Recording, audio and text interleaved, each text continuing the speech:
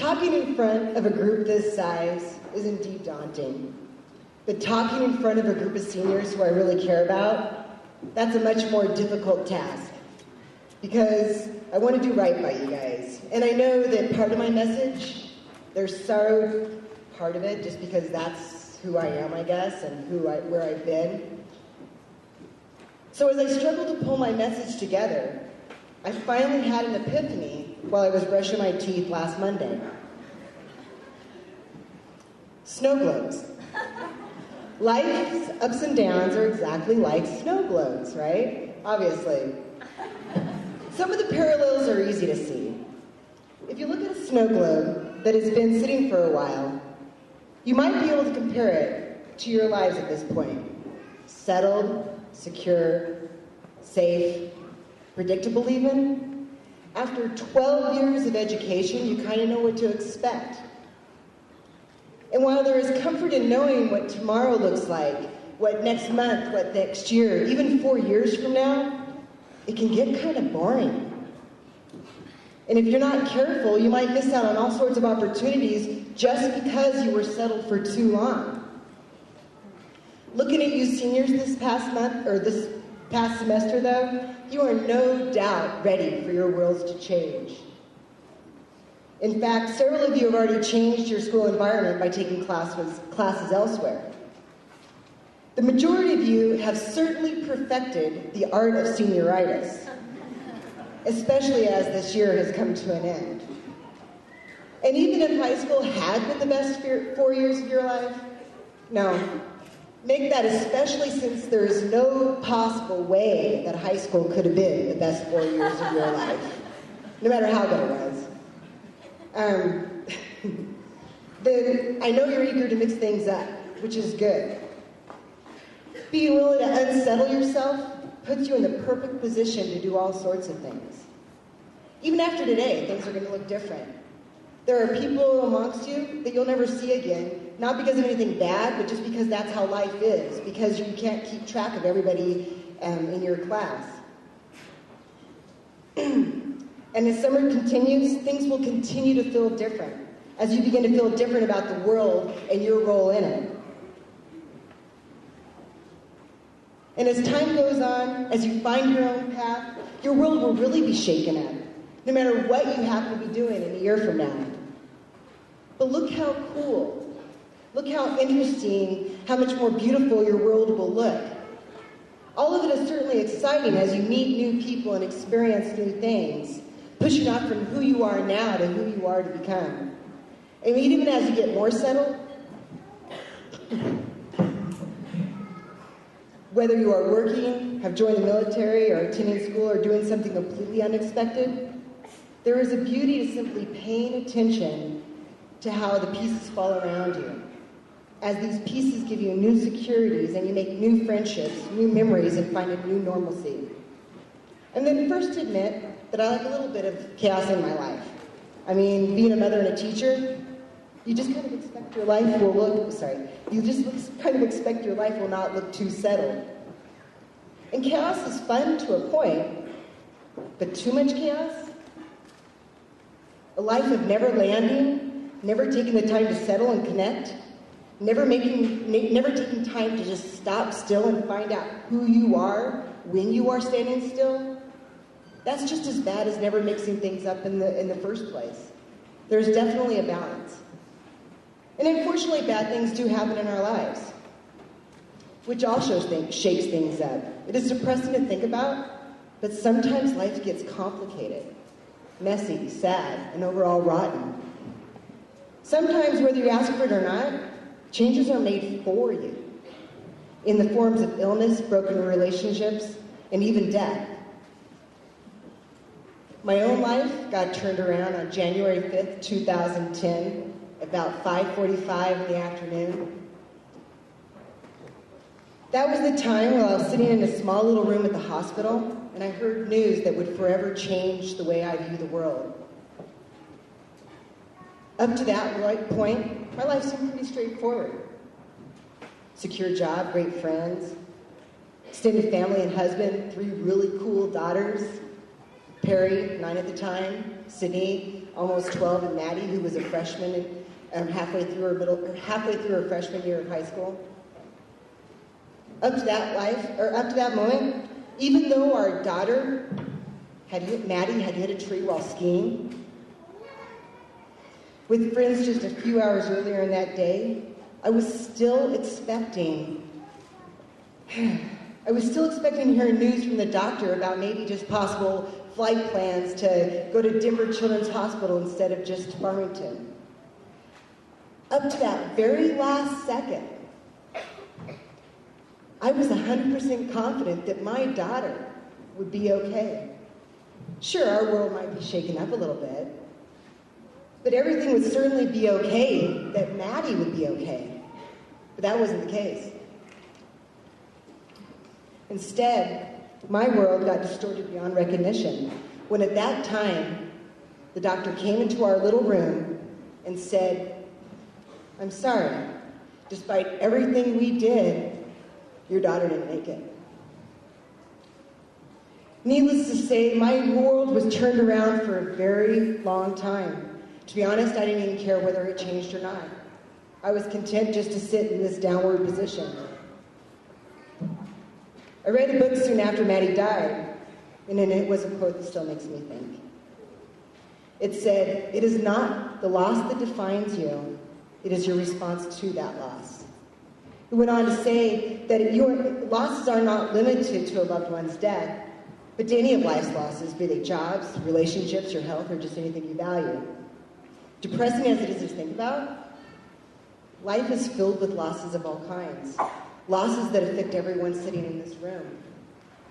Because that is what living is sometimes about, facing life's losses.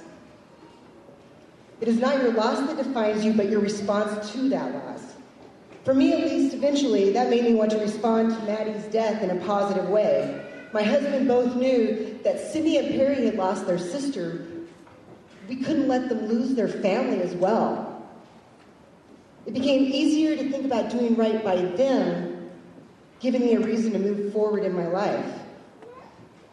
Gradually over time, I was able to turn my life back up to at least facing the right direction. It helped to have the backing of our community. The generosity and kindness shown to us truly humbled our entire family. It also opened my eyes and my heart to the losses of other people. What those looked like, giving me new perspectives, new compassion, and new empathy for how difficult life can be. David Guy had the nerve to tell me at one point that I was so much stronger because I had gone through the tragedy of losing a child. I told him I didn't want to be strong. I just wanted my daughter back. No doubt every time bad stuff happens in our lives, though, it gives us a chance to grow stronger as people, whether we asked for it or not. We have the choice on how we learn, how we grow, how we change from it, hopefully for the better. The good news is that life does get better even after really bad stuff happens, especially when you are proactive in the direction you want your life to take. Not that you have to have everything figured out, but I do believe that if you want cool stuff to happen in your lives, you have to be willing to work to make it happen. Maddie's death was the impetus for our exchange to Australia. I like to think that I wasn't running away, but rather running towards something when we decided to pursue living there for a year as part of the teaching exchange program. I knew that while I had managed to watch all of Maddie's peers go through proms, graduation, or senior pictures, homecomings, the idea of seeing Maddie's empty seat at graduation was more than I could bear. Or maybe I just decided that I didn't have to try to survive this monumental ceremony. I didn't have to prove anything to anyone, even myself. By pursuing a year in Australia, it felt like I was taking charge of what my future would look like in the most positive way. And to be honest, it felt really good just to be calling the shots instead of life letting it do for me. Getting to Australia was a lot of work, requiring me to do lots of things I hated. Paperwork, more paperwork, cleaning, organizing, and more of the same. Yuck. There were definitely times when I asked myself if it was all worth the work, especially when I felt like I was missing out on life. But then, we were in Australia. How cool is that? We were climbing the steps of the Sydney Opera House, exploring lush rainforests, walking on our favorite beaches while looking for shells. We were invited to locals' hand-prepared lobos on the beaches of Fiji. We were exploring the beautiful Bay of Islands in New Zealand. Oh yeah, and we were also working. Our hard work paid off, and we were on the other side of the world. We were experiencing all sorts of cool things, mixing our lives up in all sorts of interesting ways. And the best part? Maddie was everywhere. She was in the ocean's waves as they came crashing into the beaches. The beautiful birds that frequented our back porch. She was in the setting sun in the sky. She was in the church we attended and the people we met. By taking a leap of faith in moving there, I was able to heal in ways that I don't think would have been possible had I been in Bayfield.